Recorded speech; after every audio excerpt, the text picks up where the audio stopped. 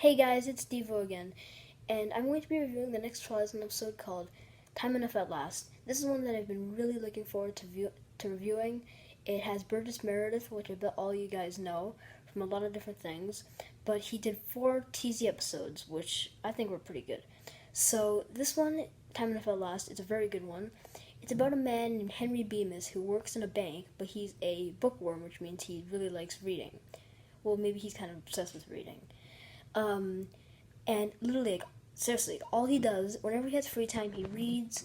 Anytime he has away from his work, since he works in a bank, and his family, he reads. He has a wife named Helen who hates him since he reads. He has his boss, Mr. Carsville, who's played by Brian Taylor, who is also in Psycho. And what happens at the beginning is he's with a woman, and she tells him that she needs some money. So he's like counting money for her, and he has a book open, and he starts like telling her about the books, and like, have you ever read this book? It's really cool. He starts like, then he starts like just, like telling her about what happens in the book and stuff, but she just grabs her money. It's the right amount that she needs, and then she leaves.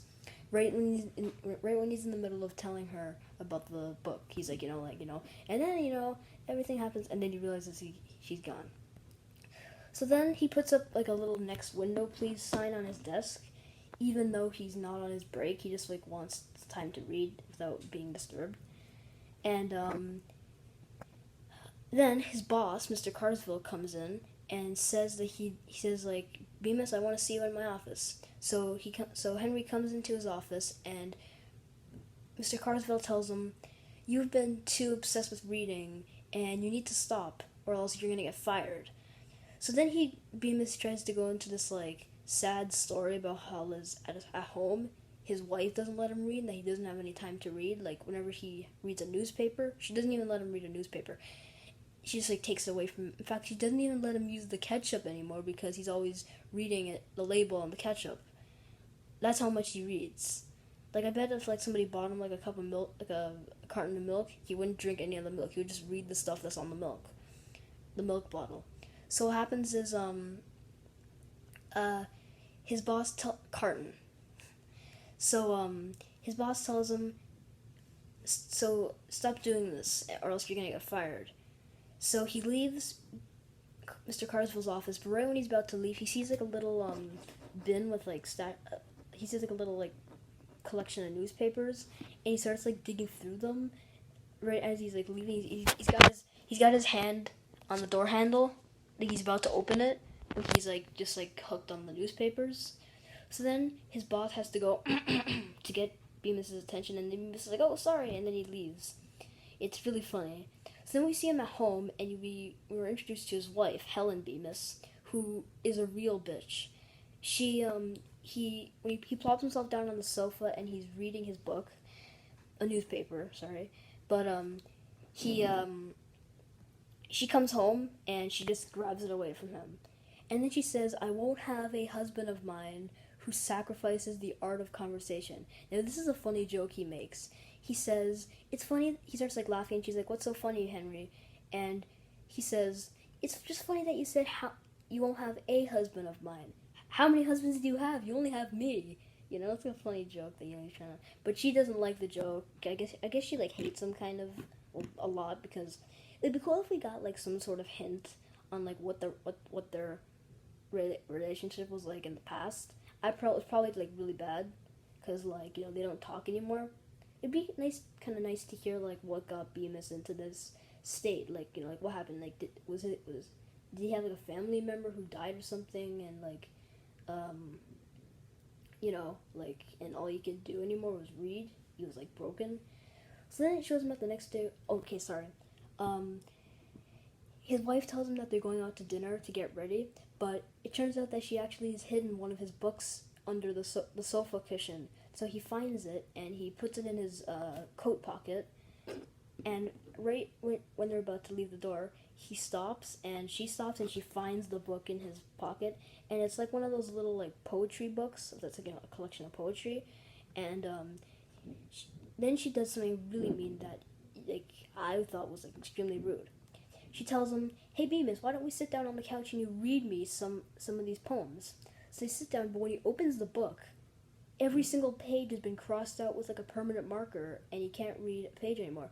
And it's true that she did that. And so he's like, why did you do this, Helen? There's some nice stuff in here. There's nice, beautiful words in here. But she's like, no, it's not. It's bullshit. And then she just grabs it from him and she starts ripping out the pages saying, pay attention to your life. Let's go out to dinner. So she goes outside and he's like picking up the pages and stuff. He's like stuffing them back in. So then it zooms right across to the next day where he's at his work again. And he's on his lunch break. And he goes down to the bank vault to read. He put the stopwatch on the ground. And he has a book and a newspaper. And he starts reading, but what happens is he's reading about the H-bombs that have been getting worked on, and then his stopwatch just shatters, and everything rumbles like and he's like jostling around, and I think he like gets knocked out for a while. So then when he wakes up, he goes to open the vault door, and he realizes that everything is destroyed. And so I guess like we know what happened, right? Like the H-bomb dropped and like everything's destroyed now because it was saying H-bombs capable of total destruction in the paper. So what happens is he goes out of his bank and he finds he hears a voice, but it's like a recording of his boss's tape recorder because he sees like his boss's arm holding the tape recorder, and it means like his boss is dead and like everyone's dead.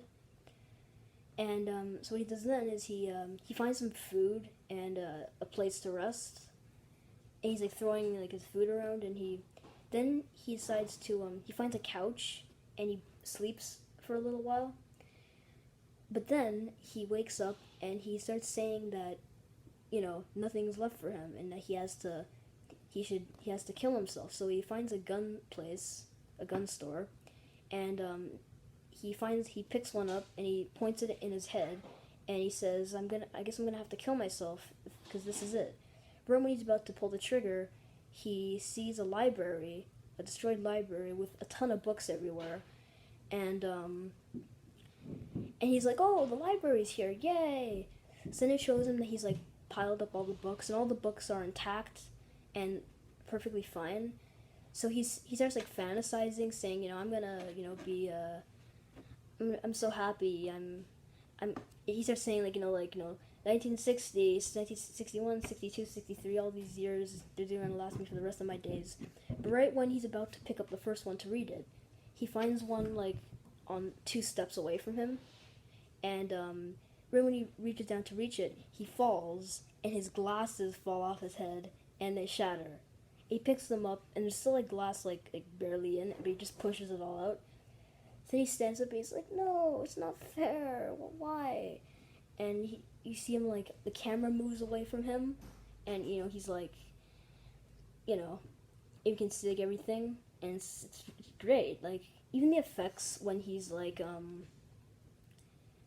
the effects for the bomb, they look beautiful. And especially when they're in black and white, like, they look awesome. I really like this episode. It aired on November 20th, 1959, and for 1959, this is better than like stuff that you see today. Like, I bet they could remake something like that and like easily with the computers and stuff, since they have those today. So yeah, I mean, I believe they have remade Time Enough at Last for like Family Guy, Fear the Walking Dead or something.